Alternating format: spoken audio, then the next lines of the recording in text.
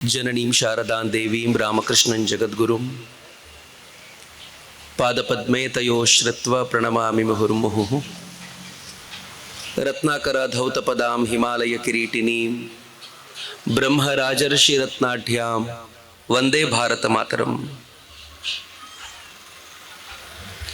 ವೇದಿಕೆ ಮೇಲೆ ಆಸನರಾಗಿರುವ ಪರಮ ಪೂಜ್ಯ ಸ್ವಾಮೀಜಿಯವರಿಗೆ ಶ್ರದ್ಧಾಪೂರ್ವಕ ನಮನಗಳು. ವೇದಿಕೆ ಮೇಲೆ ಆಸನರಾಗಿರುವ ಎಲ್ಲ ಆದರಣೀಯ ಗಣ್ಯರಿಗೆ, ಕಾರ್ಯಕ್ರಮದ ಮುಂಭಾಗದಲ್ಲಿ ಆಸನರಾಗಿರುವ ಎಲ್ಲ ಹಿರಿಯರಿಗೆ ಅತ್ಯಂತ ಶ್ರದ್ಧೆಯ ನಮನಗಳನ್ನು ಸಮರ್ಪಿಸಿ ಈ ಕಾರ್ಯಕ್ರಮಕ್ಕೆ ಆಗಮಿಸಿರುವ ಕುಲಶೇಖರ ಡೈರಿ ನಂದಿನಿ ಶಾಖೆಯ ವಿಶ್ವ ಹಿಂದೂ ಪರಿಷತ್ ಬಜರಂಗ ದಳದ ಎಲ್ಲ ಪ್ರೀತಿಯ ಅಭಿಮಾನಿಗಳಿಗೆ ನಾನು ಹೃತ್ಪೂರ್ವಕವಾದ ನಮಸ್ಕಾರಗಳನ್ನು ಸಮರ್ಪಿಸ್ತೇನೆ. ಅವರು ಸಮಯವನ್ನು ಹೇಳಲಿಲ್ಲವಾದ್ದರಿಂದ ನೀವು ಎಷ್ಟುವರೆಗೂ ಕೇಳ್ತೀರೋ ಅಷ್ಟುವರೆಗೂ ಮಾತಾಡಬಹುದು ಅಂತ ಭಾವಿಸ್ಬಿಡ್ತೇನೆ. ಹೀಗಾಗಿ ಹೆದರ್ಕೊಳ್ಬೇಡಿ, ಅಷ್ಟೊತ್ತೆಲ್ಲ ತಗೊಳ್ಳೋದಿಲ್ಲ. ಮಿತ್ರರೆ, ಬಹಳ ಸಂತೋಷದ ಸಂಗತಿ, ಧಾರ್ಮಿಕ ಸಭೆಗಳು ಬಹಳ ನನ್ನ ಹೃದಯಕ್ಕೆ ಹತ್ತಿರವಾದ ಸಭೆಗಳು. ಯಾಕೆ ಹತ್ತಿರವಾದ ಸಭೆ ಅಂತಂದ್ರೆ, ಸಮಾಜದಲ್ಲಿ ಎಲ್ಲವೂ ಇದೆ, ಆದರೆ ಧಾರ್ಮಿಕ ಚಿಂತನೆ ನಿರಂತರವಾಗಿ ಕೊರತೆಯಾಗತ್ತೆ ಎನ್ನುವ ಭಯ ಯಾವಾಗಲೂ ಕಾಡುತ್ತೆ. ಯಾವಾಗ ಧಾರ್ಮಿಕ ಚಿಂತನೆಯ ಕೊರತೆಯಾಗುತ್ತೋ, ಧಾರ್ಮಿಕವಾಗಿ ಭಾರತೀಯ ಸಮಾಜ, ಹಿಂದೂ ಸಮಾಜ ಇಡೀ ಜಗತ್ತನ್ನ ಮುನ್ನಡೆಸುವ ಹೊಣೆಗಾರಿಕೆಯನ್ನ ತಾನೇನಾದ್ರೂ ಕಳಚಿಕೊಳ್ತು ಅಂತಂದ್ರೆ ಹಿಂದೂ ಸಮಾಜಕ್ಕಿರುವಂತ ಏಕೈಕ ದೊಡ್ಡ ಹೊಣೆಗಾರಿಕೆಯೇ ತಪ್ಪು ಹೋಗ್ಬಿಡತ್ತೆ. ಇಡೀ ಜಗತ್ತು ನಮ್ಮನ್ನ ಯಾವ ದಿಕ್ಕಿನಲ್ಲಿ ನೋಡುತ್ತೆ ಅಂತಂದ್ರೆ, ನಾವು ಜಗತ್ತಿನ ಅತ್ಯಂತ ದೊಡ್ಡ ಏರ್ಪೋರ್ಟ್ ಅನ್ನ ಕಟ್ತೀವಿ ಅಂತ ಜಗತ್ತೇನು ನಮ್ಮನ್ನು ಗಮನಿಸೋದಿಲ್ಲ. ನಾವು ಜಗತ್ತಿನ ಅತ್ಯಂತ ದೊಡ್ಡ ಬಂದರನ್ನ ನಿರ್ಮಾಣ ಮಾಡ್ತೀವಿ ಅಂತ ಜಗತ್ತೇನು ನಮ್ಮನ್ನು ಗಮನಿಸೋದಿಲ್ಲ. ಅಫ್ಕೋರ್ಸ್ ನಾವು ಅದನ್ನೂ ಮಾಡ್ತಾ ಇದ್ದೀವಿ. ನಾವು ಜಗತ್ತಿನ ಅತ್ಯಂತ ಸುಂದರವಾಗಿರುವಂತ ರಸ್ತೆಗಳನ್ನ ನಿರ್ಮಾಣ ಮಾಡೋದಕ್ಕೋಸ್ಕರ ಜಗತ್ ನಮ್ಮನ್ನೇನು ಗಮನಿಸೋದಿಲ್ಲ. ಅಫ್ಕೋರ್ಸ್ ನಾವೀಗ ಅದನ್ನೂ ಮಾಡ್ತಾ ಇದ್ದೀವಿ. ಹೇಗಿದೆ ಅಂತಂದ್ರೆ, ಇವತ್ತು ನಾನು ನಿತಿನ್ ಗಡ್ಕರಿ ಅವ್ರದ್ದೊಂದು ಸ್ಪೀಚ್ ಕೇಳ್ತಾ ಇದ್ದೆ. ಅವ್ರು ಹೇಳ್ತಾರೆ, ಜಗತ್ತಿನಲ್ಲಿ ಎಲ್ಲೂ 18 ಲೇನಿನ ರಸ್ತೆ ಇಲ್ಲ, ಡೆಲ್ಲಿಯಿಂದ ಮೀರತ್ನವರೆಗೆ ಇರುವಂತ ರಸ್ತೆ 18 ಲೇನಿನ ರಸ್ತೆ ಜಗತ್ತಿನ ಏಕೈಕ 18 ಲೇನ್ ರೋಡ್ ಅಂತ. ಯಾವುದ್ರ ಕುರಿತಂತೆ ಜಗತ್ ನಮ್ಮನ್ನು ನೋಡೋ ಸ್ಥಿತಿ ಇರ್ಲಿಲ್ವೋ, ಇವತ್ತು ನಾವು ಆ ಸ್ಥಿತಿಯಲ್ಲೂ ಇದ್ದೀವಿ. ಹಾಗೇನಿಲ್ಲ, ನೋಡ್ತಾರೆ. ಆದ್ರೆ ಜಗತ್ತಿಗೆ ಆ ಅಪೇಕ್ಷೆ ಅಲ್ಲ. ಜಗತ್ತಿಗೆ ಏನ್ ಅಪೇಕ್ಷೆ ಇದೆ ಗೊತ್ತಾ? ಯಾವತ್ತಾದ್ರೂ ಇಡೀ ಜಗತ್ತಿನ ಜನಕ್ಕೆ ಇನ್ನು ಡೆಡ್ ಎಂಡಿಗೆ ಬಂದಿದ್ದೀವಿ, ಇನ್ನು ಮುಂದೆ ರೋಡ್ ಕಾಣ್ತಾ ಇಲ್ಲ ಅಂತ ಅನ್ಸುತ್ತೋ, ಆಗ ಅವ್ರು ಕೇಳ್ತಾರೆ, ಭಾರತೀಯರು ಎಲ್ಲಿದ್ದೀರಪ್ಪ, ಹಿಂದೂಗಳು ಎಲ್ಲಿದ್ದೀರಪ್ಪ, ಮಾರ್ಗ ತೋರಿಸಿ ನಮಗೆ ಅಂತ ಕೇಳ್ತಾರೆ.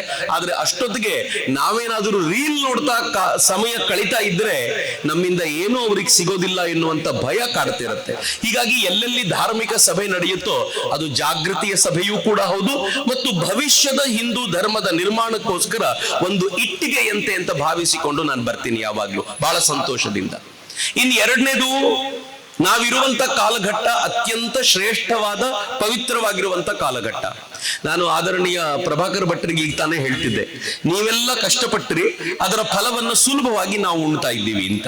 ಅವರೆಲ್ಲರೂ ಒದ್ದಾಡಿದ್ರು, ಸಿಕ್ಕಾಪಟ್ಟೆ ಕೆಲಸ ಮಾಡಿದ್ರು. ಅಫ್ಕೋರ್ಸ್ ಅವ್ರ ಭಾಗ್ಯ, ಅವರು ನೋಡ್ತಾ ಇದ್ದಾರೆ. ನಾವು ಕಡಿಮೆ ಕಷ್ಟಪಟ್ಟು ಅದನ್ನು ನೋಡುವ ಅವಕಾಶ ಸಿಕ್ಕಿದೆ ಅಂತ. ನಾನು ಸುಮ್ಮನೆ ಉದಾಹರಣೆ ಕೊಡ್ತೀನಿ ನಿಮ್ಗೆ.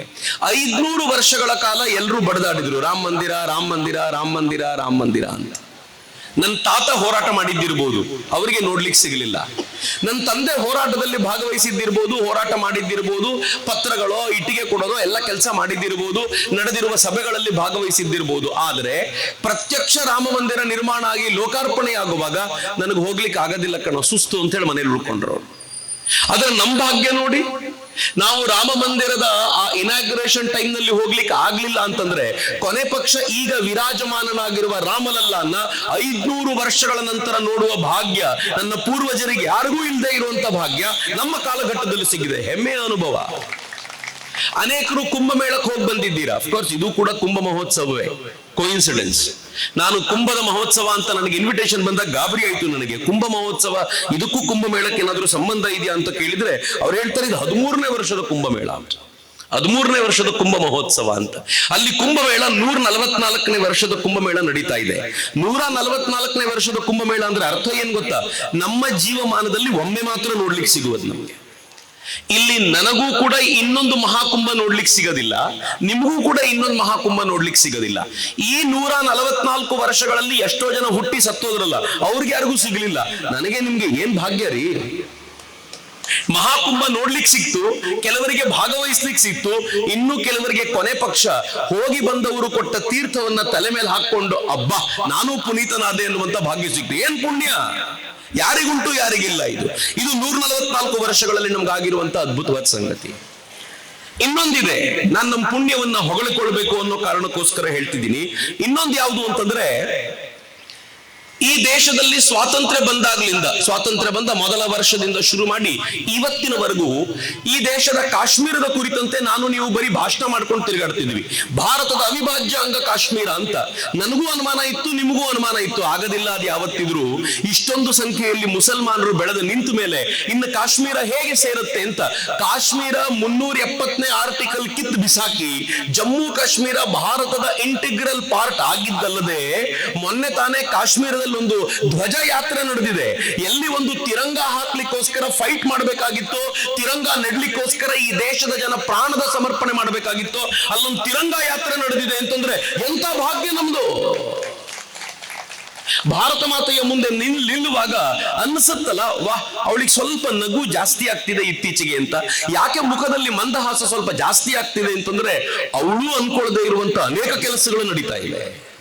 ಆದ್ರೆ ಇಲ್ಲಿಗೆ ಮುಗಿಲಿಲ್ಲ. ಇವತ್ತೊಂದು ಅಪರೂಪದ ದಿವಸ. ಇವತ್ತು ನಾವು ಯೋಚನೆ ಮಾಡ್ಲಿಕ್ಕೆ ಆಗದೆ ಇದ್ದಂತ ದಿವಸ.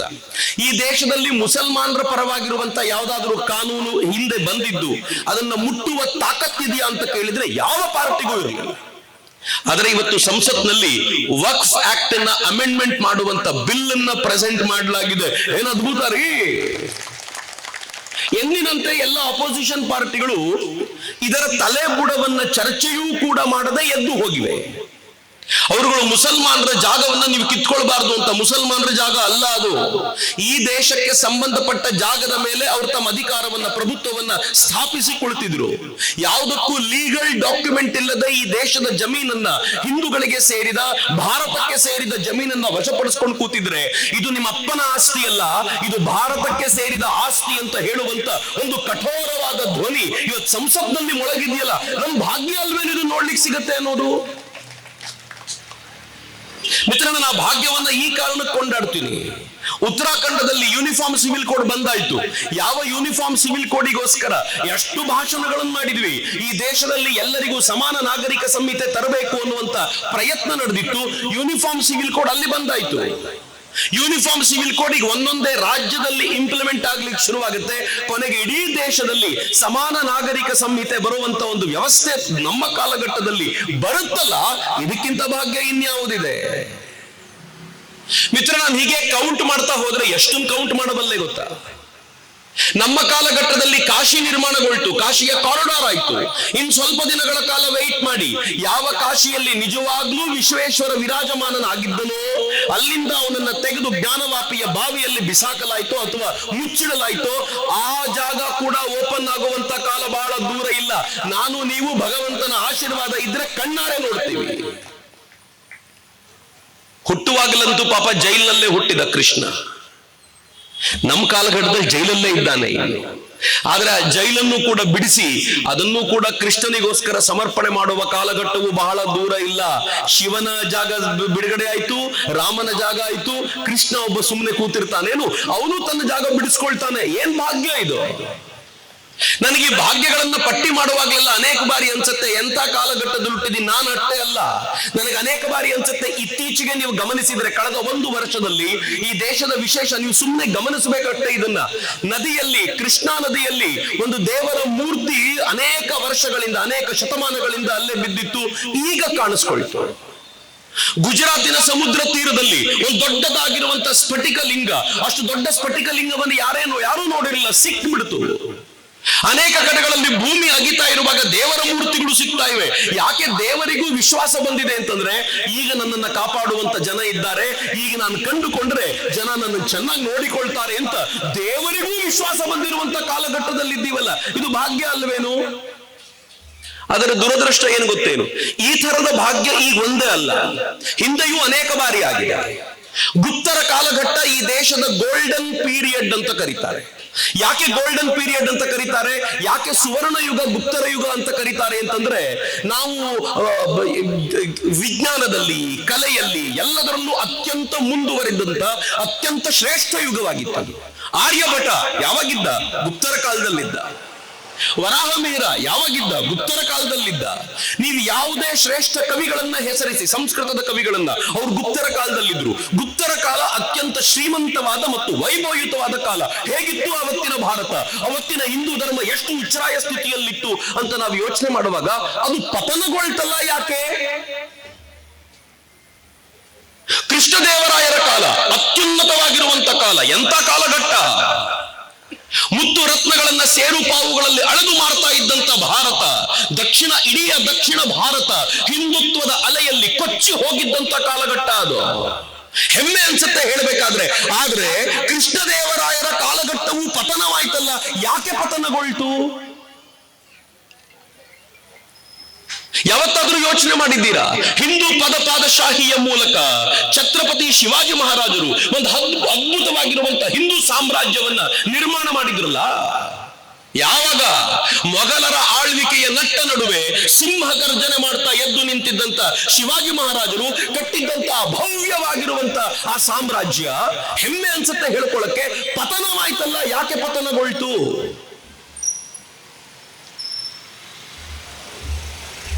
ಸಿಖ್ಖರ ಗುರುಗಳು ಒಬ್ಬರಾದ್ಮೇಲೆ ಒಬ್ಬರು ತಮ್ಮ ಪ್ರಾಣವನ್ನ ಸಮರ್ಪಣೆ ಮಾಡಿ ಈ ಮೊಘಲ್ ದೊರೆಗಳನ್ನ ಎದುರು ಹಾಕೊಂಡು ನಿಂತ್ಕೊಂಡ್ರು.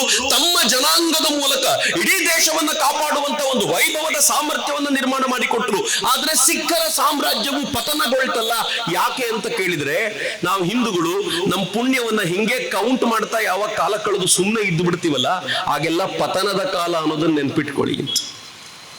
ನಮಗೆ ಆಯಾ ಕಾಲಘಟ್ಟದಲ್ಲಿ ಎತ್ತರಕ್ಕೇರ್ತೀವಿ.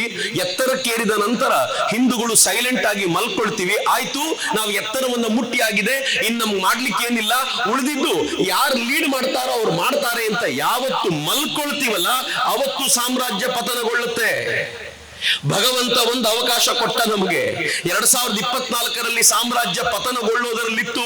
ಭಗವಂತ ಹೇಳಿದ, ನಾನು ಕಾಪಾಡಿದೀನಿ, ಈಗ ಮತ್ತೆ ಕಾಪಾಡಲಿಕ್ಕೆ ಬರೋದಿಲ್ಲ, ಇನ್ನು ಕಾಪಾಡಿಕೊಳ್ಳುವುದು ನಿಮ್ಮ ಹೊಣೆಗಾರಿಕೆ ಅಂತ ನಮಗೊಂದು ಅವಕಾಶವನ್ನು ಕೊಟ್ಟು ಕಾಪಾಡಿಕೊಳ್ಳಿ ಎಂದ. ಬಚಾವಾದ್ವಿ ನಾವು. ಅಕಸ್ಮಾತ್ ಆಗಿರ್ಲಿಲ್ಲ ಅಂದಿದ್ರೆ ನಾನು ನೀವು ಊಹಿಸ್ಲಿಕ್ಕೆ ಆಗದೆ ಇರುವಂತ ಸ್ಥಿತಿ ನಿರ್ಮಾಣಗೊಳ್ತಿತ್ತು ಅಂತ. ಮಿತ್ರ, ಜಗತ್ತಿನ ಅತ್ಯಂತ ಶ್ರೇಷ್ಠ ಜನಾಂಗ ಯಾವುದು ಅಂತ ಕೇಳಿದ್ರೆ, ನಾನು ಈ ವೇದಿಕೆ ಮೇಲೆ ಇದ್ದೀನಿ ಅಂತಲ್ಲ, ಜಗತ್ತಿನ ಎಲ್ಲ ಮತಪಂಥಗಳನ್ನ ಕರ್ಕೊಂಡು ಬಂದು ಕೂರಿಸಿ ಅವರ ಮುಂದೆ ನನ್ನ ನಿಲ್ಲಿಸಿ ಜಗತ್ತಿನ ಅತ್ಯಂತ ಶ್ರೇಷ್ಠ ಜನಾಂಗ ಯಾವುದು ಅಂತ ಕೇಳಿದ್ರೆ ನಾನು ನಿಸ್ಸಂಶಯವಾಗಿ ಹೇಳ್ತೀನಿ, ಅದು ಹಿಂದೂ ಜನಾಂಗ ಅಂತ. ಜಗತ್ತಿನ ಜನ ಹಿಂದೂ ಜನಕ್ಕೆ ಕೊಡಬೇಕಾಗಿರುವಷ್ಟು, ತೀರಿಸಬೇಕಾಗಿರುವಷ್ಟು ಋಣವನ್ನ ಇನ್ನು ಯಾರಿಗೂ ತೀರಿಸಬೇಕಾಗಿಲ್ಲ. ಇವತ್ತು ಅಮೆರಿಕ ತನ್ನನ್ನು ತಾನು ಕೊಚ್ಚಿಕೊಳ್ಬಹುದು, ಜಗತ್ತಿನ ಅತ್ಯಂತ ಶ್ರೇಷ್ಠ ವಿಜ್ಞಾನ ನನ್ನ ಬಳಿ ಇದೆ ಅಂತ. ಇವತ್ತು ಚೈನಾ ಹೇಳ್ಕೊಳ್ಬಹುದು, ಜಗತ್ತಿನ ಅತ್ಯಂತ ಶ್ರೇಷ್ಠ ವಿಜ್ಞಾನ ನನ್ನ ಬಳಿ ಇದೆ ಅಂತ. ಆದ್ರೆ ಈ ವಿಜ್ಞಾನವನ್ನೆಲ್ಲ ಇತರರನ್ನ ನಾಶ ಮಾಡ್ಲಿಕ್ಕೆ ಅವರು ಬಳಸ್ತಾ ಇರುವಾಗ, ಜಗತ್ತಿನ ಅತ್ಯಂತ ಶ್ರೇಷ್ಠ ವಿಜ್ಞಾನದ ಪರಿಕಲ್ಪನೆಯನ್ನು ಕಟ್ಟಿಕೊಟ್ಟಿದ್ದು ಭಾರತ, ಹಿಂದೂ. ಭಾರತ ಅಂತ ಸೆಕ್ಯುಲರ್ಗಳು ಪದೇ ಹೇಳ್ಬಿಡ್ತಾರೆ. ಹಿಂದೂ ಅಂದ್ರೆ ಕೆಲವರಿಗೆ ಬೇಜಾರಾಗುತ್ತೆ ಅಂತ. ಬೇಜಾರು ಯಾಕ್ರಿ? ಆರ್ಯಭಟ ಸೆಕ್ಯುಲರ್ ಅಲ್ಲ, ಹಿಂದೂ.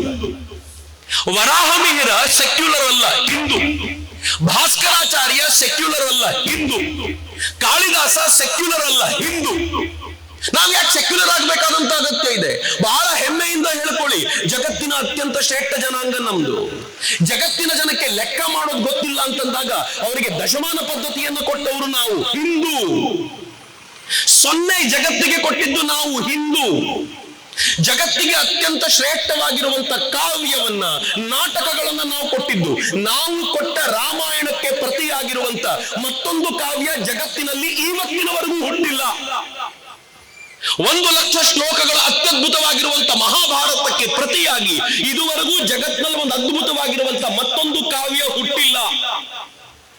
ಜಗತ್ತಿನ ಅತ್ಯಂತ ಶ್ರೇಷ್ಠ ತತ್ವಶಾಸ್ತ್ರಜ್ಞರು, ಅತ್ಯಂತ ಶ್ರೇಷ್ಠ ಬುದ್ಧಿವಂತರು ಕೂಡ ಭಾರತ ಅಂದಾಗ ಏನ್ ನೆನಪಿಸ್ಕೊಳ್ತಾರೆ ಗೊತ್ತೇನು? ಉಪನಿಷತ್ತನ್ನ ನೆನಪಿಸ್ಕೊಳ್ತಾರೆ. ಭಾರತ ಜಗತ್ತಿಗೆ ಕೊಟ್ಟಿರುವ ಶ್ರೇಷ್ಠ ಕೊಡುಗೆ ಏನು ಅಂತ ಕೇಳಿದ್ರೆ ಉಪನಿಷತ್ತು ಅಂತ ಹೆಮ್ಮೆಯಿಂದ ಇಡೀ ಜಗತ್ತಿನ ಜನ ಮಾತಾಡ್ಕೊಳ್ತಾರೆ. ನೆನ್ಪಿಟ್ಕೊಳ್ಳಿ ಮಿತ್ರರೇ, ಇವತ್ತಿನವರೆಗೂ ಜಗತ್ತಿನಲ್ಲಿ ಉಪನಿಷತ್ತಿಗೆ ಪರ್ಯಾಯವಾಗಿರುವಂತ ಮತ್ತೊಂದು ಸಾಹಿತ್ಯ ಸೃಷ್ಟಿಯಾಗಲಿಲ್ಲ. ನಾನು ದೊಡ್ಡ ದೊಡ್ಡ ಪದಗಳನ್ನು ಹೇಳಿರ್ಬೋದು, ದೊಡ್ಡ ಪದಗಳನ್ನೆಲ್ಲ ಪಕ್ಕಕ್ಕಿಟ್ಟು ಭಗವದ್ಗೀತೆಯ ತೂಕಕ್ಕೆ ಸಮಾನವಾಗಿರುವಂತ ಇನ್ನೊಂದು ಪುಸ್ತಕವನ್ನ ಇಡೀ ಜಗತ್ತಲ್ಲಿ ಹುಡುಕೊಡಿ ಅಂತಂದ್ರೆ ಯಾರಿಗಾದ್ರೂ ಸಾಧ್ಯ ಇದೆಯೇನು? ಯಾರಿಗೆ ಕೊಟ್ಟಿದ್ದನ್ನ? ಹಿಂದೂ ಕೊಟ್ಟಿದ್ದು. ಹೀಗಾಗಿ ಜಗತ್ತಿನ ಜನ ಭಾರತಕ್ಕೆ ಬರಬೇಕಾದಾಗ ಅವರು ಭಾರತದ ನೆಲವನ್ನು ಮುಟ್ಟಿ ನಮಸ್ಕಾರ ಮಾಡಿ ಬರ್ತಾರೆ. ಯಾಕೆ ಅಂತಂದ್ರೆ ಈ ನೆಲದ ಋಣವನ್ನ ಯಾವತ್ತೂ ತೀರಿಸಲಿಕ್ಕೆ ಸಾಧ್ಯ ಇಲ್ಲಪ್ಪ ಅಂತ ಹೆಮ್ಮೆಯಿಂದ ಬರ್ತಾರೆ.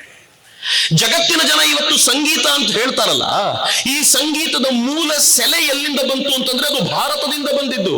ಭಾರತ ಅಂದಾಗ ಯಾರು ಕೊಟ್ಟಿದ್ದು? ಹಿಂದೂ ಕೊಟ್ಟಿದ್ದು ಅಂತ. ನಾವು ಕೊಟ್ಟ ಸಂಗೀತ ಜಗತ್ತಿನಲ್ಲಿ ಭಿನ್ನ ಭಿನ್ನ ಸ್ವರೂಪಗಳನ್ನ ತಾಳಿದೆ ಅಂತ. ಮಿತ್ರರೇ, ಜಗತ್ತಿನ ಅತ್ಯಂತ ಶ್ರೇಷ್ಠ ಇತಿಹಾಸ ಯಾರದ್ದು? ಅದು ನಮ್ಮದ್ದು. ನಾನು ಸುಮ್ಮನೆ ಇತ್ತೀಚೆಗೆ ಪಟ್ಟಿ ಮಾಡ್ತಾ ಕೂತಿದ್ದೆ. ಅಮೆರಿಕಾದ ಶ್ರೇಷ್ಠ ಪುರುಷರು ಅಂತಂದ್ರೆ ಅಮೆರಿಕ ಯಾರನ್ನು ಪಟ್ಟಿ ಮಾಡುತ್ತೆ ಗೊತ್ತಾ? ನಾನು ಹೇಳಬೇಕು ಅಂತಿಲ್ಲ, ನೀವು ಸುಮ್ಮನೆ ಹುಡುಕಾಡಿ. ಅಮೆರಿಕಾದ ಬುದ್ಧಿವಂತರನ್ನ ಕೇಳಿ ನೋಡಿ, ಅಮೆರಿಕಾದ ಮಹಾಪುರುಷರು ಯಾರು ಅಂತ ಕೇಳಿದ್ರೆ ಅಮೆರಿಕ ಮೊದಲು ಹೇಳೋ ಹೆಸರು ಯಾರದು ಗೊತ್ತಾ? ರೊನಾಲ್ಡ್ ರೀಗನ್ ಅನ್ನೋ ಒಬ್ಬ ಪೊಲಿಟಿಕಲ್ ಲೀಡರ್. ಅವನು ಅಮೆರಿಕನ್ ಕಟ್ಟಿದ ಅಂತ ಅಮೆರಿಕ ಹೇಳುತ್ತೆ. ಅಮೆರಿಕ ಅತ್ಯಂತ ಹೆಚ್ಚು ದೊಡ್ಡ ಮಟ್ಟದಲ್ಲಿ ಮತ್ತೊಂದು ಹೆಸರು ಹೇಳ್ಬೋದಾಗಿರೋದಂತಂದ್ರೆ ಮಾರ್ಟಿನ್ ಲೂಥರ್ ಕಿಂಗ್ದು. ಯಾರು ಸಾಮಾಜಿಕ ಚಳವಳಿಯ ಅಗ್ರಣಿ ಆಗಿದ್ನೋ ಅವನ ಹೆಸರನ್ನು ಹೇಳ್ಬೋದು.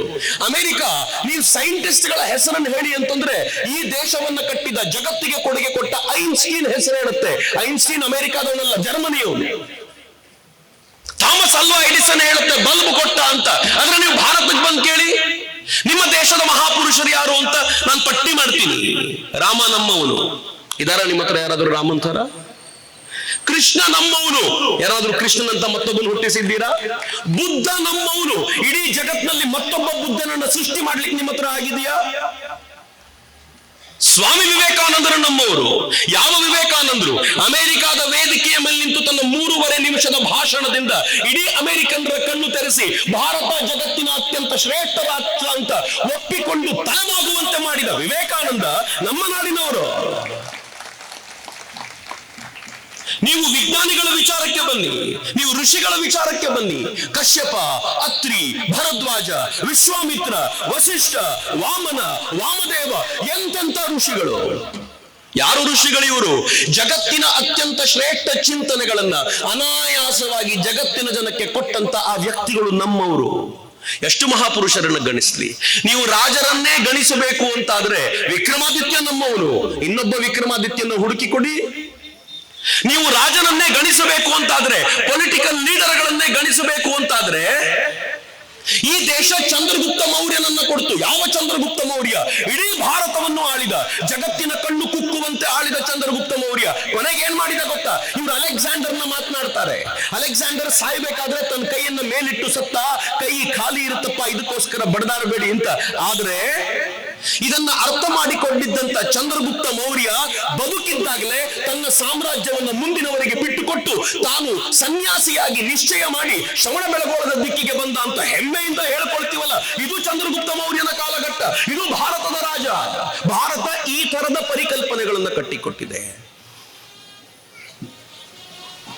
ಭಾರತದ ಕುರಿತಂತೆ ಮಾತನಾಡುವಾಗ ಎಚ್ಚರಿಕೆಯಿಂದ ಮಾತನಾಡಬೇಕು ಅಂತ ಈ ಕಾರಣಕ್ಕೆ ಹೇಳ್ತಾರೆ. ಹೀಗಾಗಿ ಇದರಲ್ಲಿ ಯಾವ ಎದುರಿಸ್ಲಿಕ್ಕೆ ಆಗ್ಲಿಲ್ವೋ ಜಗತ್ತಿನ ಜನ ನಮ್ಮ ಮೇಲೆ ಗೂಬೆ ಕೂರಿಸಿದ್ರು, ಹೇಳಿದ್ರು ಭಾರತ ಜಾತಿಯಿಂದ ಕೂಡಿರುವಂತ ರಾಷ್ಟ್ರ ಅಂತ. ಹಿಂದೂಗಳು ಅಂದ್ರೆ ಜಾತಿಯಿಂದ ಬಡದಾಡ್ತಾ ಇರೋರು ಅಂತ. ನಾವು ಹೆಂಗ್ ಬಡದಾಡ್ತೀವಿ? ಆ ಜಾತಿಯನ್ನ ಈ ಜಾತಿಯವರು ಮುಟ್ಟಿಸಿಕೊಳ್ಳೋದಿಲ್ಲ, ಈ ಜಾತಿಯನ್ನ ಆ ಜಾತಿಯವರು ಮುಟ್ಟಿಸಿಕೊಳ್ಳೋದಿಲ್ಲ ಅಂತ ಜಗತ್ತಿನಾದ್ಯಂತ ಇವರು ಡೋಲು ಬಡ್ಕೊಂಡು ಬಂದ್ಬಿಟ್ಟಿದ್ದಾರೆ. ಭಾರತವನ್ನು ನೋಡುವಾಗ, ಹಿಂದೂಗಳನ್ನ ನೋಡುವಾಗ ಜಾತಿಯ ಆಧಾರದ ಮೇಲೆ ಒಡೆದು ನೋಡ್ತಾರೆ. ಹೊರಗಡೆಯವರು ನೋಡಬೇಕು ಅಂತಿಲ್ಲ ಮಿತ್ರರೇ, ಒಳಗಿನವ್ರೇನು ಕಡಿಮೆ ಇಲ್ಲ. ಇತ್ತೀಚೆಗೆ ಒಬ್ಬ ಪೊಲಿಟಿಕಲ್ ಲೀಡರ್ ಇದ್ದಾರೆ. ಆ ಮನುಷ್ಯ ಮಾತಾಡಿದ್ರೆ ಜಾತಿ ಮಾತಾಡ್ತಾರೆ. ಅವರೊಂದು ಪತ್ರಕರ್ತರ ಸಭೆಯನ್ನ ಕರೆದಿದ್ರು. ಆ ಪತ್ರಕರ್ತರ ಸಭೆಯಲ್ಲಿ ಕೇಳ್ತಾರೆ, ನಿಮ್ಮಲ್ಲಿ ಎಷ್ಟು ಜನ ಹಿಂದುಳಿದ ವರ್ಗಕ್ಕೆ ಸೇರಿದವರಿದ್ದೀರಿ ಕೈ ಎತ್ತಿ ಅಂತ. ನಾವು ಪತ್ರಕರ್ತರನ್ನ ಪತ್ರಕರ್ತರು ಅಂತ ನೋಡಿದ್ದೇವೆ ಹೊರತು ಇವರಲ್ಲಿ ಹಿಂದುಳಿದ ವರ್ಗದವರು ಯಾರು, ಬ್ರಾಹ್ಮಣರು ಯಾರು ಅಂತ ಯಾವತ್ತೂ ನೋಡ್ಲಿಲ್ಲ. ಆ ಪ್ರಕ್ರಿಯೆ ಶುರುವಾಗಿದೆ. ಜಗತ್ತಿನ ಜನಕ್ಕೆ ಅನ್ಸಿತ್ತು ಭಾರತ ಅಂತಂದ್ರೆ, ಹಿಂದೂ ಅಂತಂದ್ರೆ ಜಾತಿಯ ಹೆಸರಲ್ಲಿ ಒಡೆದೋಗ್ತಾನೆ, ಅವನನ್ನ ಪದೇ ಪದೇ ಈ ಜಾತಿಯನ್ನ ಕೆಣಕಿದ್ರೆ ಹಿಂದೂ ಯಾವತ್ತಿಗೂ ಮೇಲ್ ಬರಲಿಕ್ಕೆ ಸಾಧ್ಯ ಇಲ್ಲ ಅಂತ ಅವರು ನಂಬಿಕೊಂಡಿದ್ರು. ಆದ್ರೆ ಹಿಂದೂ ಒಂದೇ ಒಂದು ಝಲಕ್ ಕೊಟ್ಟ ಅವನಿಗೆ ಮಹಾಕುಂಭದ್ದು ಜಗತ್ತೆಲ್ಲ ಇವತ್ತಿನವರೆಗೂ ಬಡದಾಡ್ತಾ ಇದೆ. ಮಿತ್ರ, ಮಹಾಕುಂಭಕ್ಕೆ ಹೋಗಿದ್ದಾರಲ್ಲ ಯಾವ ಜಾತಿ? ಇಲ್ಲಿ ಯಾರು ತನ್ನನ್ನ ಅತ್ಯಂತ ಶ್ರೇಷ್ಠ ಜಾತಿ ಅಂತ ಮಹಾಕುಂಭಕ್ಕೆ ಹೋಗಿ ಆ ಗಂಗೆಯಲ್ಲಿ ಆ ತ್ರಿವೇಣಿ ಸಂಗಮದಲ್ಲಿ ಸ್ನಾನ ಮಾಡ್ಲಿಕ್ಕೆ ಅಂತ ಮುಳುಗ್ತಾನೋ, ಹೇಳ್ಬೇಕಾದ್ರೆ ಪಕ್ಕದಲ್ಲಿ ಎದ್ದವನು ಯಾವ ಜಾತಿನೋ ಯಾರಿಗ್ ಗೊತ್ತ್ರಿ? ಯಾರಾದ್ರೂ ಕುಂಭಮೇಳದಲ್ಲಿ ಇಂಥ ಜಾತಿಯವರಿಗೆ ಈ ದಿಕ್ಕಲ್ಲಿ ಹೋಗಬೇಕು, ಇಂಥ ಜಾತಿಯವರು ಆ ದಿಕ್ಕಲ್ಲಿ ಬರಬೇಕು ಅಂತ ಪ್ರತ್ಯೇಕತೆಯನ್ನ ಮಾಡಿದ್ ನೋಡಿದ್ದೀರಾ? ಯಾರೂ ಮಾಡಲಿಲ್ಲ. ಹಾಗಂತ ಅದು ಈಗ 144 ವರ್ಷಗಳ ನಂತರ ಬಂದಿರೋದು ಅಂತಲ್ಲ.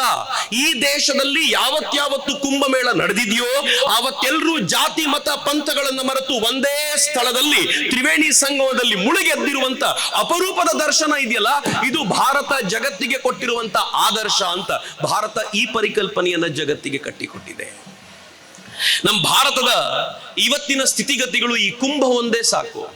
ಮಿತ್ರ, ಜಗತ್ತಿನ ಅತ್ಯಂತ ದೊಡ್ಡ, ಇದು ನಂಗೆ ಬಹಳ ಹೆಮ್ಮೆ ಅನ್ಸುತ್ತೆ ಹೇಳಲಿಕ್ಕೆ. ನಂಗೆ ಗೊತ್ತಿಲ್ಲ ಎಷ್ಟು ಜನ ನೀವು ಕುಂಭಮೇಳಕ್ಕೆ ಹೋಗಿ ಬಂದಿದ್ದೀರೋ. ಹೋಗ್ಲಿಲ್ಲ ಅಂದ್ರೆ ಇನ್ನೂ ಕೆಲವು ದಿನ ಇದೆ, ಹೋಗಿ ಬಂದ್ಬಿಡಿ, ನೋಡ್ಕೊಂಡು ಬನ್ನಿ. 2 ಕಾರಣಕ್ಕೆ. ಒಂದು, ಜಗತ್ತಿನ ಅತ್ಯಂತ ದೊಡ್ಡ ಈವೆಂಟ್. ನಾನು ಕುಂಭದ ಬಗ್ಗೆ ಬಹಳ ಹೆಮ್ಮೆಯಿಂದ ಹೇಳ್ತೀನಿ. ಇವತ್ತಿನ ರೆಕಾರ್ಡ್, ನಾನು ವೇದಿಕೆ ಮೇಲೆ ಕೂತಾಗ ನೋಡ್ತಿದ್ದೆ ಅದನ್ನೇ.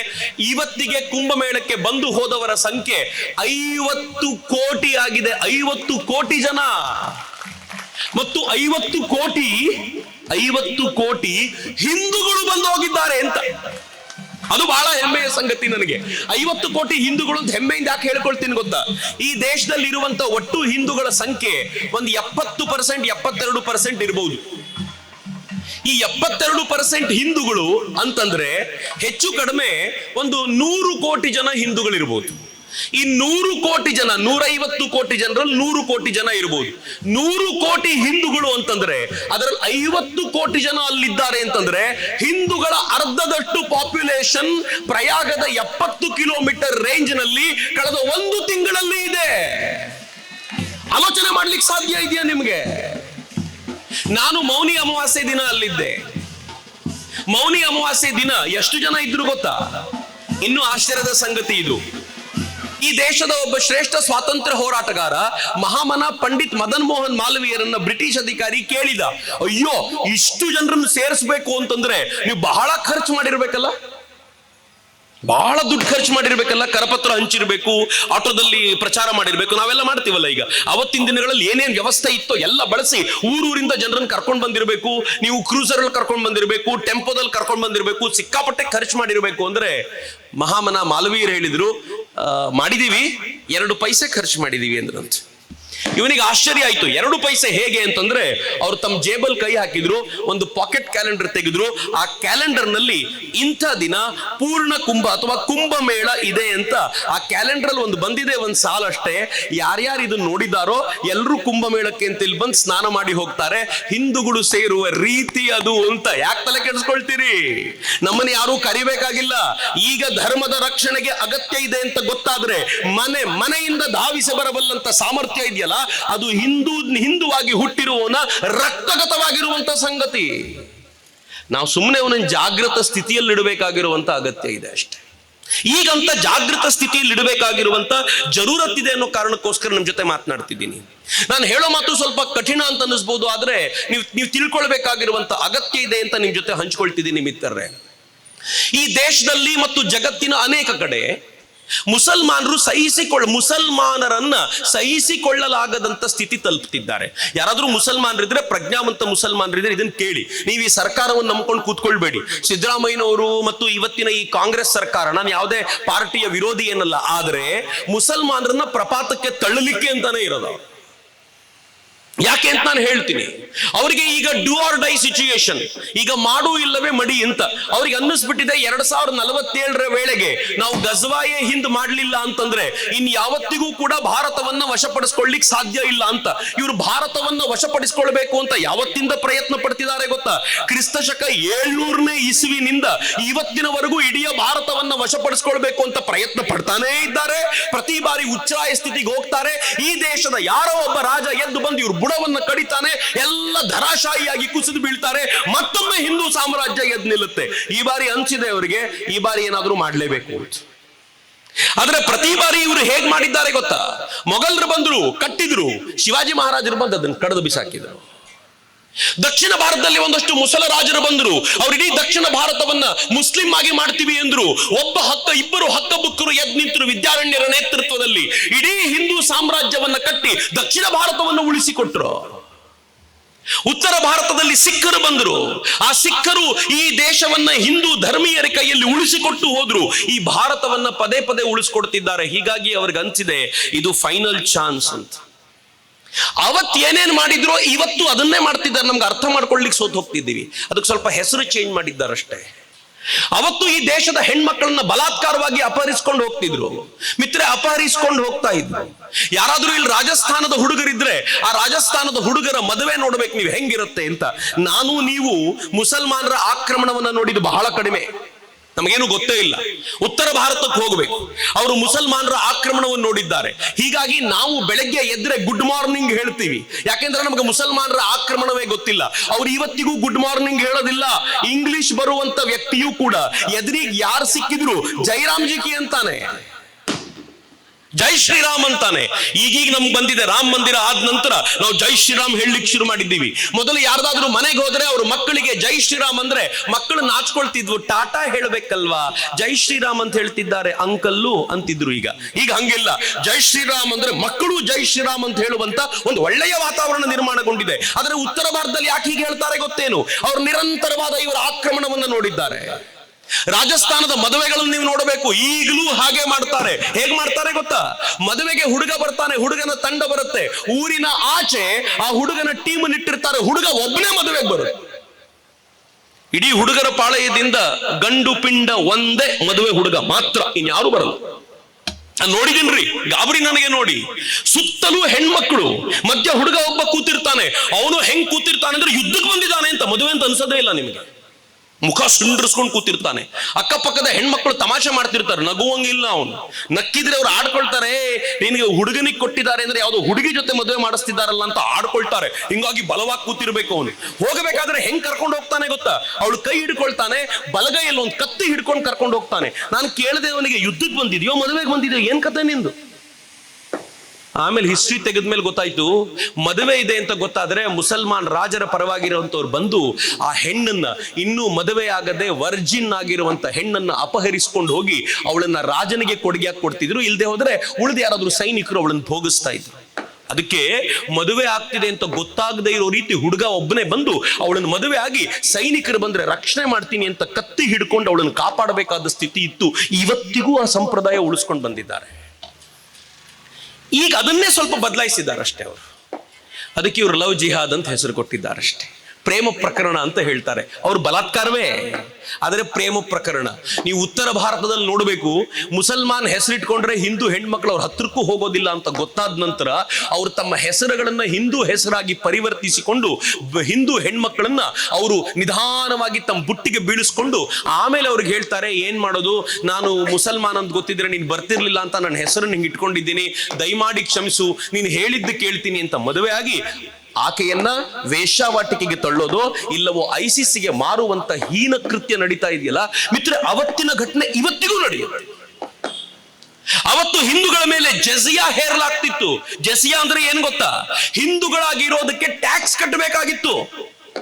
ಇವತ್ ನಾವು ದುಡಿದ ದುಡ್ಡಿಗೆ ಟ್ಯಾಕ್ಸ್ ಕಟ್ಟಬೇಕಾದಾಗ ಯೋಚನೆ ಮಾಡ್ತೀವಿ. ಆದ್ರೆ ನನ್ನ ಪೂರ್ವಜರು ಮೊಘಲರ ಕಾಲದಲ್ಲಿ, ನಾನು ಹಿಂದೂವಾಗಿರ್ತೀನಪ್ಪ, ನನ್ನ ಆಚರಣೆಗೆ ತೊಂದರೆ ಕೊಡಬೇಡಿ, ಹಿಂದೂವಾಗಿರುವ ತಪ್ಪಿಗೆ ನಾನು ಟ್ಯಾಕ್ಸ್ ಕಟ್ತೀನಿ ಅಂತ ಪ್ರತಿ ತಿಂಗಳು ಮುಸಲ್ಮಾನ ರಾಜನಿಗೆ ಟ್ಯಾಕ್ಸ್ ಕಟ್ಕೊಂಡು ಬದುಕ್ತಾ ಇದ್ರು.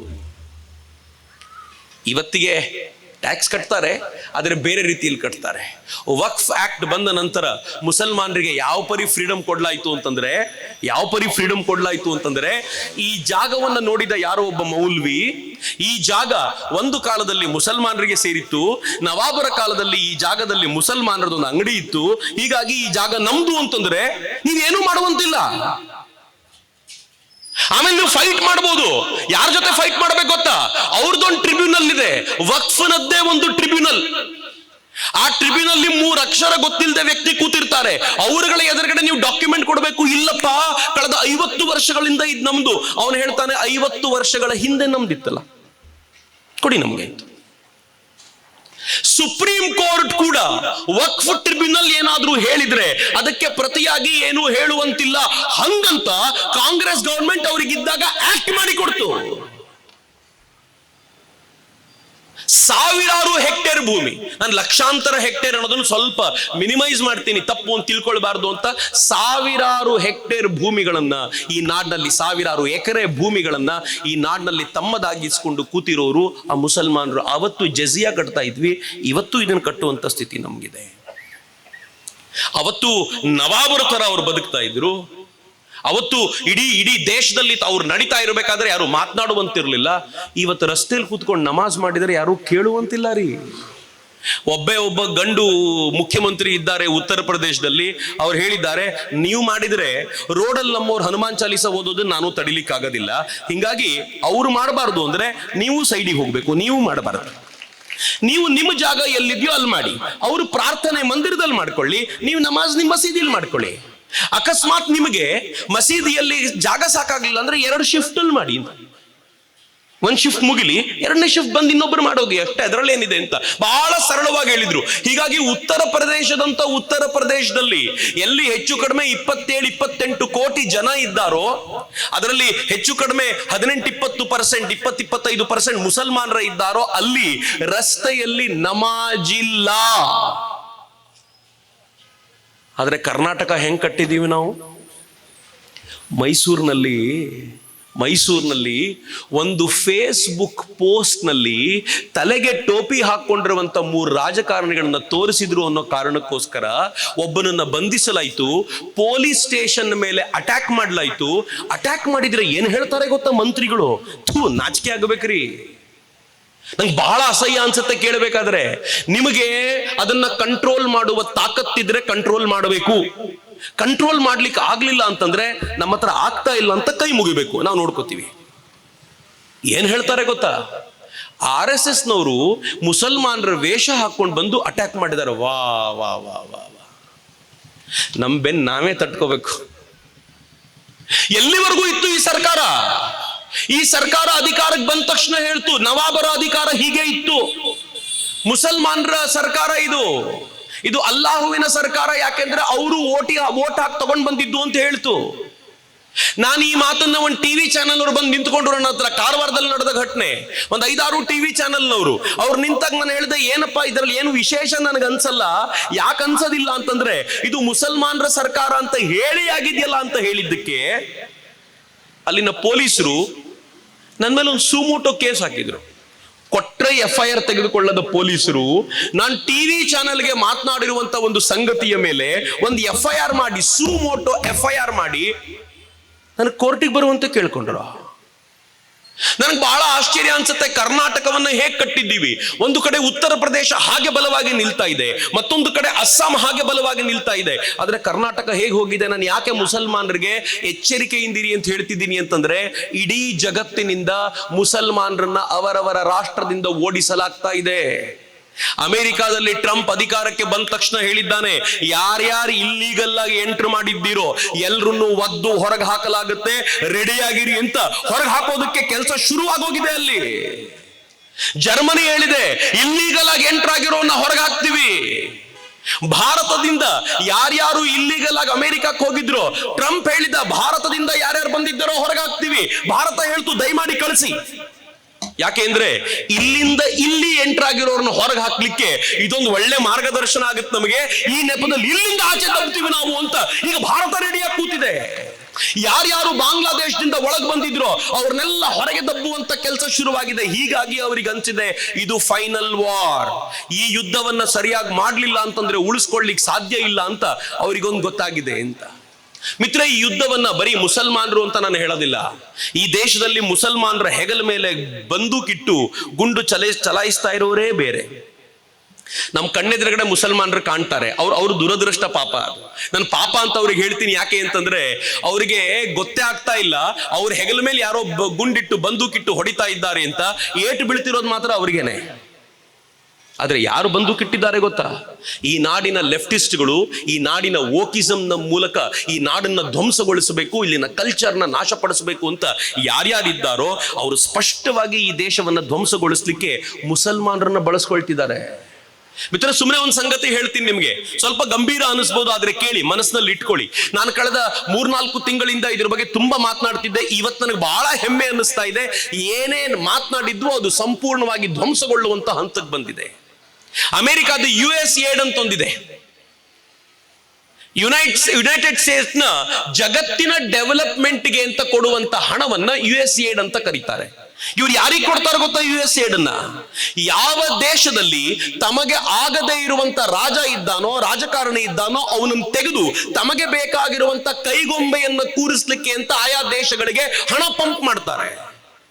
ಈ USAID ನವರು ಪಾಕಿಸ್ತಾನದಲ್ಲಿ ಹಣ ಪಂಪ್ ಮಾಡಿದ್ರು. ಯಾತಕ್ಕೆ ಗೊತ್ತಾ? ಇಮ್ರಾನ್ ಖಾನ್ ಅನ್ನ ಕೆಳಗಿಳಿಸಬೇಕು, ಆ ಜಾಗದಲ್ಲಿ ಬೇರೆಯನ್ನು ಕೂರಿಸಬೇಕು ಅಂತ ಕೂರಿಸಿದ್ರು.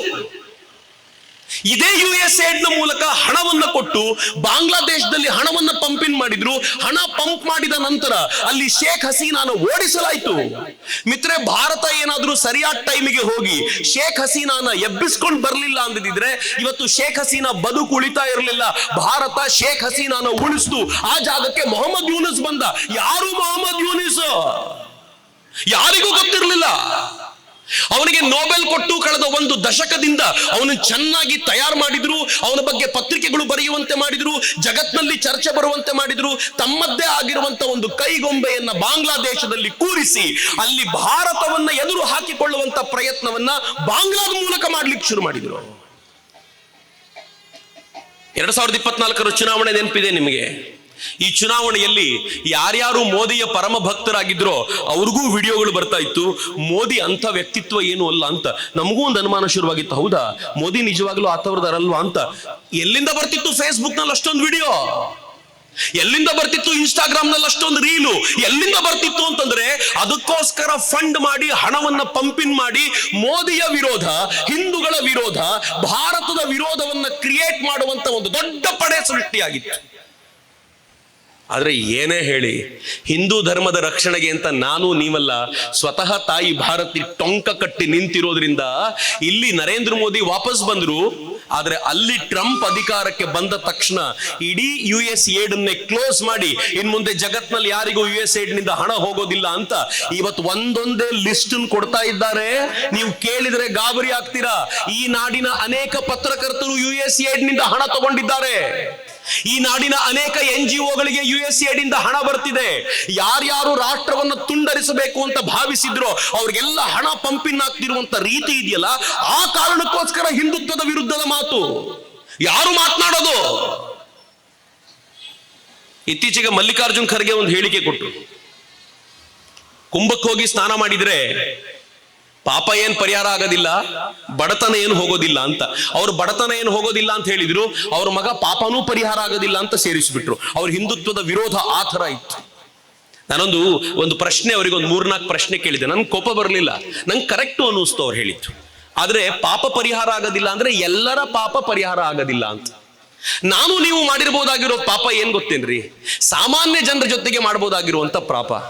ಯಾರ್ಯಾರು ರಾಷ್ಟ್ರದ್ರೋಹದ ಪಾಪ ಮಾಡಿದ್ದಾರೋ ಅವರಿಗೆ ಕುಂಭಮೇಳದಲ್ಲಿ ಸ್ನಾನ ಅಲ್ಲ, ಸ್ವತಃ ಹೋಗಿ ಅಮೃತ ಸ್ನಾನ ಮಾಡ್ಕೊಂಡು ಬಂದ್ರು ಪಾಪ ಪರಿಹಾರ ಆಗೋದಿಲ್ಲ. ಪ್ರಾಮಾಣಿಕವಾಗಿ ಹೇಳಿ. ನಮಗೆಲ್ಲ ಪ್ರಶ್ನೆ ಕೇಳಿದ್ದವರು ಮಲ್ಲಿಕಾರ್ಜುನ್ ಖರ್ಗೆ ಕೇಳಿದ್ದು ಮಹಾತ್ಮ ಗಾಂಧೀಜಿಗೆ. ಮಹಾತ್ಮ ಗಾಂಧೀಜಿಯವರೇ 1918ರಲ್ಲಿ ಕುಂಭಮೇಳಕ್ಕೆ ಹೋಗಿ ಸ್ನಾನ ಮಾಡಿ ಬಂದಿದ್ರಲ್ಲ, ದೇಶ ವಿಭಜನೆ ಮಾಡಿದ ನಿಮ್ಮ ಪಾಪ ಹೋಯ್ತಾ ಅಂತ ಮಲ್ಲಿಕಾರ್ಜುನ್ ಖರ್ಗೆ ಮಹಾತ್ಮ ಗಾಂಧೀಜಿ ಪ್ರಶ್ನೆ ಕೇಳೋದು. ಮಲ್ಲಿಕಾರ್ಜುನ್ ಖರ್ಗೆ ಪ್ರಶ್ನೆ ಕೇಳ್ತಿರೋ ಚಕ್ರವರ್ತಿ ಸೂಲಿಬೆಲೆಗಲ್ಲ. ಮಲ್ಲಿಕಾರ್ಜುನ್ ಖರ್ಗೆ ಪ್ರಶ್ನೆ ಕೇಳ್ತಾ ಇರೋದು ಈ ದೇಶದ ಹಿಂದೂ ಸಮುದಾಯಕ್ಕಲ್ಲ. ಮಲ್ಲಿಕಾರ್ಜುನ್ ಖರ್ಗೆ ಪ್ರಶ್ನೆ ಕೇಳ್ತಾ ಇರೋದು ಜವಾಹರ್ಲಾಲ್ ನೆಹರೂಗೆ. 1954ರಲ್ಲಿ ಸ್ವಾತಂತ್ರ್ಯ ಬಂದ ನಂತರ ಮೊದಲ ಕುಂಭಮೇಳಕ್ಕೆ ಹೋಗಿ ಸ್ನಾನ ಮಾಡ್ಕೊಂಡು ಬಂದಿದ್ರಲ್ಲ. ಈ ದೇಶದಲ್ಲಿ ಕಾಶ್ಮೀರದಲ್ಲಿ 370 ಆರ್ಟಿಕಲ್ ಹಾಕಿರುವಂತ ಪಾಪ ಪರಿಹಾರ ಆಯ್ತಾ ನಿಮ್ದು ಅಂತ ಅವ್ರಿಗೆ ಪ್ರಶ್ನೆ ಕೇಳ್ತಿರೋದು, ನನಗೆ ನಿಮಗೆಲ್ಲ. ಪಾಪ ಮಲ್ಲಿಕಾರ್ಜುನ್ ಖರ್ಗೆ ಬೈಯುವಂತಿಲ್ಲ. ಮಲ್ಲಿಕಾರ್ಜುನ್ ಖರ್ಗೆ ಪ್ರಶ್ನೆ ಕೇಳಿದ್ ನಮ್ಗಲ್ಲ. ಮಲ್ಲಿಕಾರ್ಜುನ್ ಖರ್ಗೆ ಪ್ರಶ್ನೆ ಕೇಳಿದ್ದು ಇಂದಿರಾ ಗಾಂಧಿ ಅವರಿಗೆ. ಲಾಲ್ ಬಹದ್ದೂರ್ ಶಾಸ್ತ್ರಿ ತೀರಿಕೊಂಡ ನಂತರ ಪೊಲಿಟಿಕಲ್ ಸ್ಟಂಟ್ ಮಾಡ್ಲಿಕ್ಕೆ ಅಂತ ಅವರ ಅಸ್ಥಿಯನ್ನ ತೆಗೆದುಕೊಂಡು ಗಂಗೆಯಲ್ಲಿ ವಿಸರ್ಜನೆ ಮಾಡ್ಲಿಕ್ಕೆ ಹೋದ್ರಲ್ಲ, ನಿಮ್ ಪಾಪ ಪರಿಹಾರ ಆಯ್ತಾ ಅಂತ ಕೇಳಿರೋದು. 1970 ಇದೇ ಇಂದಿರಾ ಗಾಂಧಿ ಕುಂಭಮೇಳಕ್ಕೆ ಹೋಗಿ ಕುಂಭಮೇಳದ ಅಖಾಡದಲ್ಲಿ ಅಖಾಡ ಪರಿಷತ್ನ ಎದುರಿಗೆ ಮಾತನಾಡ್ಕೊಂಡು ಬಂದ್ರಲ್ಲ, ಅವತ್ತು ಕುಂಭ ಸ್ನಾನ ಮಾಡಿರಬಹುದಲ್ಲ, ಆ ಮಾಡಿರೋದವರಿಗೆ ಅವರು ಪ್ರಶ್ನೆ ಕೇಳ್ತಿದ್ದಾರೆ, ನಿಮ್ ಪಾಪ ಪರಿಹಾರ ಆಯ್ತಾ, ನೀವ್ ಯಾಕೆ ಮಾಡಿದ್ರಿ ಅಂತ ಮಲ್ಲಿಕಾರ್ಜುನ್ ಖರ್ಗೆ ಇಂದಿರಾ ಗಾಂಧಿ ಪ್ರಶ್ನೆ ಕೇಳ್ತಿದ್ದಾರೆ. ಮಲ್ಲಿಕಾರ್ಜುನ್ ಖರ್ಗೆ 2001 ಅಟಲ್ ಬಿಹಾರಿ ವಾಜಪೇಯಿ ಪ್ರಧಾನಿ ಆಗಿದ್ದಾಗ 2001 ಸೋನಿಯಾ ಗಾಂಧಿ ಮುಳುಗಿದ್ರಲ್ಲ, ಅವ್ರಿಗೆ ಪ್ರಶ್ನೆ ಕೇಳ್ತಿದ್ದಾರೆ, ಈ ದೇಶಕ್ಕೆ ಬಂದ್ರು 12 ವರ್ಷ ನೀವು ಈ ದೇಶದ ಸಿಟಿಸನ್ಶಿಪ್ ತಗೊಂಡಿರ್ಲಿಲ್ವಲ್ಲ, ನಿಮ್ ಪಾಪ ಪರಿಹಾರ ಆಯ್ತಾ ಅಂತ ಸೋನಿಯಾ ಗಾಂಧಿ ಕೇಳ್ತಿದ್ದಾರೆ, ನಮಗೆಲ್ಲ ಕೇಳ್ತಿರೋದು. ಮಿತ್ರ, ಮಲ್ಲಿಕಾರ್ಜುನ್ ಖರ್ಗೆ ಕೇಳ್ತಿರೋದು ನನಗೆ ನಿಮ್ಗೆ ಅಲ್ಲ, ಅವ್ರು ಕೇಳ್ತಿರೋದು ರಾಹುಲ್ ಗಾಂಧಿಗೆ, ಅವ್ರು ಕೇಳ್ತಿರೋದು ಪ್ರಿಯಾಂಕಾ ಗಾಂಧಿಗೆ. ಕಳೆದ ಕುಂಭಮೇಳದಲ್ಲಿ ಮಿಂದು ಎದ್ದಿದ್ರಲ್ಲ, ಪಾಪ ಪರಿಹಾರ ಆಯ್ತಾ? ಬಹಳ ಜನರಿಗೆ ಗೊತ್ತಿಲ್ಲ, 2018 ಇದೇ ಮಲ್ಲಿಕಾರ್ಜುನ್ ಖರ್ಗೆ ಪುಷ್ಕರದಲ್ಲಿ ನಡೆಯುವ ಈ ಥರದ್ದೇ ಒಂದು ಮೇಳಕ್ಕೆ ಹೋಗಿ ಮುಳುಗಾಕ್ ಬಂದಿದ್ರು. ನಾವೇ ಪ್ರಶ್ನೆ ಕೇಳಬೇಕು, ಪಾಪ ಪರಿಹಾರ ಆಯ್ತಾ, ಹೋಗಿದ್ಯಾ ಅಂತ ಪ್ರಶ್ನೆ ಕೇಳದಿದೆಯಲ್ಲ, ಇದು ಅವರಿಗೆ ಕೇಳಬೇಕಾಗಿರುವಂತ ಪ್ರಶ್ನೆ. ಮಿತ್ರ, ಇವತ್ತು ಭಾರತ ಮೈ ಕೊಡವಿ ಎದ್ದು ನಿಂತುಕೊಂಡಿದೆ. ಇವತ್ತಿನ ಭಾರತ ಆರ್ಡಿನರಿ ಭಾರತ ಅಲ್ಲ. ಇವತ್ತಿನ ಭಾರತ ಎಂಥ ಸ್ಟ್ರಾಂಗ್ ಭಾರತ ಅಂತಂದ್ರೆ ಜಗತ್ತಿನ ಯಾರನ್ನ ಬೇಕಿದ್ರೂ ನಡುಗಿಸಬಲ್ಲಂತ ಭಾರತ. ಇವತ್ತಿನ ಭಾರತ ಹೆಂಗಿದೆ ಗೊತ್ತೇನು? ಚೀನಾದವರು ಭಾರತದ ಎದುರಿಗೆ ಬಂದು ನಿಂತ್ಕೊಂಡು 50,000 ಜನ ಸೈನಿಕರನ್ನ ನಿಲ್ಲಿಸಿ ಅತ್ಯಾಧುನಿಕ ಶಸ್ತ್ರಗಳನ್ನ ತಗೊಂಡು ಬಂದ್ರೆ ಭಾರತ ಅಮೆರಿಕಾದ ಹತ್ರ ಓಡೋಗಿ ಚೀನಾಕ್ ಸ್ವಲ್ಪ ಬುದ್ಧಿ ಹೇಳಿ ಅಂತ ಕೇಳುವಂತ ಸ್ಥಿತಿಯಲ್ಲಿಲ್ಲ. ಇವತ್ತು ಭಾರತ ಏನ್ ಹೇಳುತ್ತೆ ಗೊತ್ತಾ? ನೀವು 50,000 ಜನ ಸೈನಿಕರು ನಿಲ್ಸಿದ್ರೆ ನಾನು 50,000 ಜನ ಸೈನಿಕರು ನಿಲ್ಲಿಸ್ತೀನಿ. ನೀವು ನಿಮ್ಮ ಸ್ಟೆಲ್ತ್ ಫೈಟರ್ ನ ತಗೊಂಡ್ ಬಂದು ನಿಲ್ಲಿಸಿ, ನಾನು ರಫೇಲ್ ತಗೊಂಡ್ ಬಂದು ನಿಲ್ಲಿಸ್ತೀನಿ. ನೀವು ನಿಮ್ಮ ಟ್ಯಾಂಕ್ ಗಳನ್ನು ತಗೊಂಡ್ ಬಂದು ನಿಲ್ಲಿಸಿ, ನಾನು ಅರ್ಜುನ್ ಟ್ಯಾಂಕ್ ತಗೊಂಡ್ ಬಂದು ನಿಲ್ಲಿಸ್ತೀನಿ ಅಂತ Bharat eyeball to eyeball confrontation ಗೆ ಚೈನಾ ಜೊತೆಗೆ ನಿಂತಿದ್ಯಲ್ಲ, ಇದು ಹೊಸ ಭಾರತ. ಮಿತ್ರ, ಹೊಸ ಭಾರತ ಹೆಂಗಿದೆ? ಯಾವ ಪಾಕಿಸ್ತಾನ ಒಂದು ಕಾಲದಲ್ಲಿ ನಮಗೆ ಸಹಿಸಿಕೊಳ್ಳಲಿಕ್ಕೆ ಆಗದೇ ಇರುವಂತ ರಾಷ್ಟ್ರವಾಗಿತ್ತು, ಇವತ್ತು ಪಾಕಿಸ್ತಾನ ಬರ್ಬಾದಾಗಿ ಹೋಗಿದೆ. ಇದು ಹೊಸ ಭಾರತ. ಪಾಕಿಸ್ತಾನಕ್ಕೆ ನಾವು ಕಲಿಸಿರೋ ಪಾಠ ಇಂಥದ್ದು. ನಿನ್ನೆ ತಾನೇ ಪಾಕಿಸ್ತಾನಿಯರು ಸೀಸ್ ಫೈರ್ ಮಾಡಿ ಈ ದೇಶದ ಒಬ್ಬ ಸೈನಿಕನನ್ನ ಕೊಂದಿದ್ರು. ಯುದ್ಧ ವಿರಾಮವನ್ನ ಮುರಿದು ಹಾಕಿ ಒಬ್ಬ ಸೈನಿಕರನ್ನು ಕೊಂದಿದ್ರು. ನಾನು ಇಲ್ಲಿಗೆ ಬರ್ಬೇಕಾದ್ರೆ ನ್ಯೂಸ್ ಓದ್ಕೊಂಡು ಬಂದಿದ್ದೀನಿ, ನಮ್ಮವರು ಹಾರಿಸಿದ ಆ ಗುಂಡಿಗೆ ಪಾಕಿಸ್ತಾನದ 5 ಸೈನಿಕರು ಬಲಿಯಾಗಿದೆ, ನೀವು ಒಬ್ಬರನ್ನ ತಗೊಳ್ಳಿ, ನಾವು 5 ಜನರನ್ನು ತಗೋತೀವಿ ಅಂತ. 5 ನಂಬರ್ ಕಡಿಮೆ ಆಯ್ತು. ಮೋಸ್ಟ್ಲಿ ನಾಳೆ ನಾಡಿದ್ರಲ್ಲಿ ಇನ್ನೊಂದು 5 ನಂಬರ್ ಬಂದರೂ ಬರ್ಬೋದು, ಯಾರು ಆಶ್ಚರ್ಯ ಪಡಬೇಕಾಗಿಲ್ಲ. ಹೊಸ ಭಾರತ ಹಿಂಗಿದೆ ರೀ. ಹೊಸ ಭಾರತ ಹೆಂಗಿದೆ ಗೊತ್ತೇನು? ನನಗೆ ಬಹಳ ಹೆಮ್ಮೆ ಇದೆ ಈ ರಾಷ್ಟ್ರದ ಕುರಿತಂತೆ ಮಾತನಾಡುವಾಗ. ಜಗತ್ತಿನ 5ನೇ ಶ್ರೀಮಂತ ರಾಷ್ಟ್ರ ನಾವಿವತ್ತು. ಯಾವ ಇಂಗ್ಲೆಂಡು 200 ವರ್ಷಗಳ ಕಾಲ ನಮ್ಮನ್ನ ಆಳ್ವಿಕೆ ಮಾಡಿ ಈ ದೇಶದಿಂದ ಲೂಟಿ ಮಾಡ್ಕೊಂಡು ಹೋಗಿತ್ತು, ಆ ಇಂಗ್ಲೆಂಡ್ ಒಂದು ಹಿಂದಕ್ಕೆ ತಳ್ಳಿ ವಾಪಸ್ ಭಾರತ 5ನೇ ಶ್ರೀಮಂತ ರಾಷ್ಟ್ರವಾಗಿ ಬೆಳೆದಿದೆ. ಬರೀ ಶ್ರೀಮಂತ ರಾಷ್ಟ್ರವಾಗಿರೋದು ಅಷ್ಟೇ ಅಲ್ಲ, ಯಾರ್ಯಾರು ಕಷ್ಟದಲ್ಲಿದ್ದಾರೋ ಅವರಿಗೆ ಸಹಾಯ ಕೊಡ್ಲಿಕ್ಕೋಸ್ಕರ ನಿಂತಿರುವ ರಾಷ್ಟ್ರ ಭಾರತ. ಶ್ರೀಲಂಕಾ ಪೂರ್ತಿ ಬರ್ಬಾದಾಗುವ ಸ್ಥಿತಿಯಲ್ಲಿದ್ದಾಗ ಇಂಟರ್ನ್ಯಾಷನಲ್ ಮಾನಿಟರಿ ಫಂಡ್ ಅವರೇ $2.5 ಬಿಲಿಯನ್ ಸಾಲ ಕೊಟ್ಟರೆ ಭಾರತ $4 ಬಿಲಿಯನ್ ಸಾಲವನ್ನ ಶ್ರೀಲಂಕಾಕ್ಕೆ ಕೊಡುತ್ತೆ. ಶ್ರೀಲಂಕಾ ಹೇಳುತ್ತೆ, ಇವತ್ತು ನಾವು ಬದುಕಿದ್ದೀವಿ ಅಂದ್ರೆ ಅದಕ್ಕೆ ಕಾರಣ ಭಾರತ ಅಂತ. ಮಾಲ್ಡೀವ್ಸ್ ನಮ್ಮ ವಿಚಾರವಾಗಿ ಸ್ವಲ್ಪ ಈ ಪದ ಬಳಸಿದ್ರೆ ಬೇಜಾರು ಮಾಡಬೇಡಿ, ಹಿರಿಯರಿದ್ದಾರೆ, ಗಾಂಚಾಲಿ ಮಾಡ್ತು. ನಾನು ಬಳಸ್ತೀನಿ ಎಚ್ಚರಿಕೆಯಿಂದ. ಸ್ವಲ್ಪ ಗಾಂಚಾಲಿ ಮಾಡ್ತು ಮಾಲ್ಡೀವ್ಸ್. ಈ ದೇಶದ ಪ್ರಧಾನಿ ಏನೂ ಮಾಡ್ಲಿಲ್ಲ ರೀ. ಈ ದೇಶದ ಪ್ರಧಾನಿ ಲಕ್ಷದ್ವೀಪಕ್ಕೆ ಹೋಗಿ ಒಂದು ಒಳ್ಳೆ ಫೋಟೋ ಹಾಕಿದ್ರು. ನಾನು ಲಕ್ಷದ್ವೀಪದಲ್ಲಿ ಇದ್ದೀನಿ, ಎಷ್ಟು ಸುಂದರವಾಗಿದೆ ಲಕ್ಷದ್ವೀಪ ಅಂತ.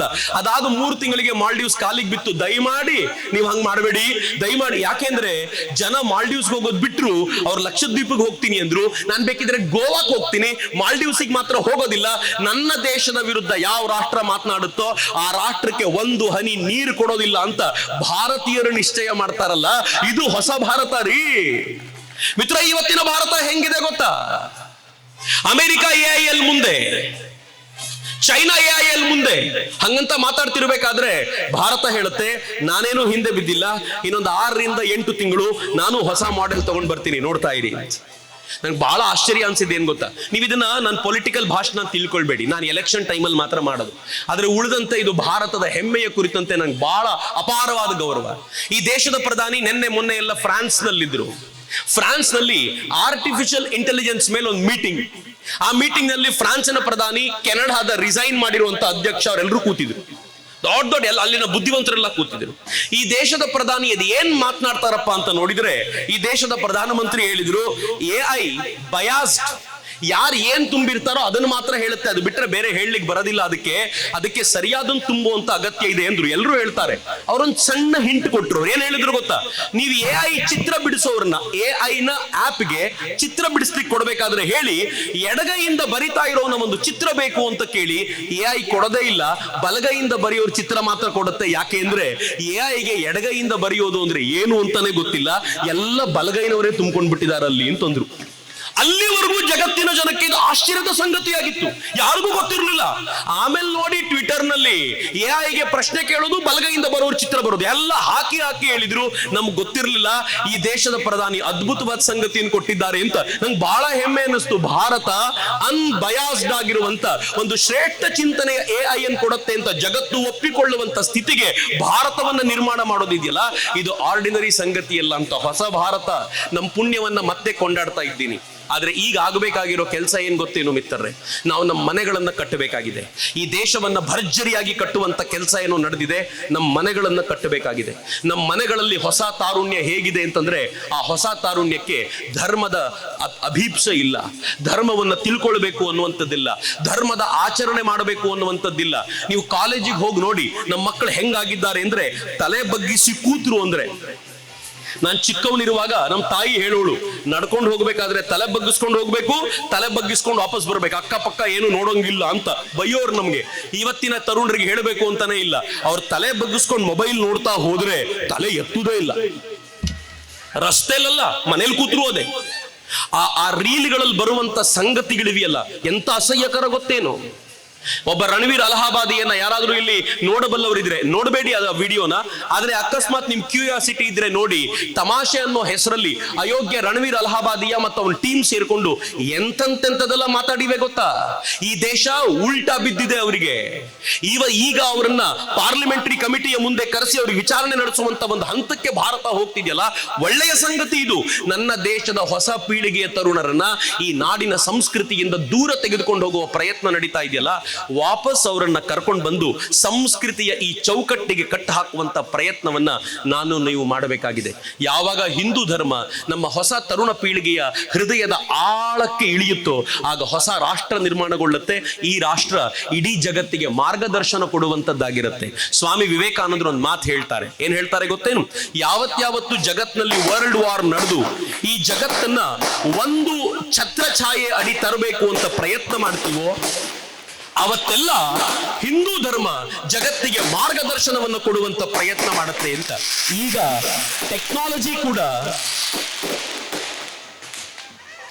ಟೆಕ್ನಾಲಜಿ ಇಡೀ ಜಗತ್ತನ್ನ ಒಂದು ಮಾಡುವಂತ ಸ್ಥಿತಿಯಲ್ಲಿರುವಾಗ, ಇದು ನನ್ನ ಮತ್ತು ನಿಮ್ಮ ಜವಾಬ್ದಾರಿ.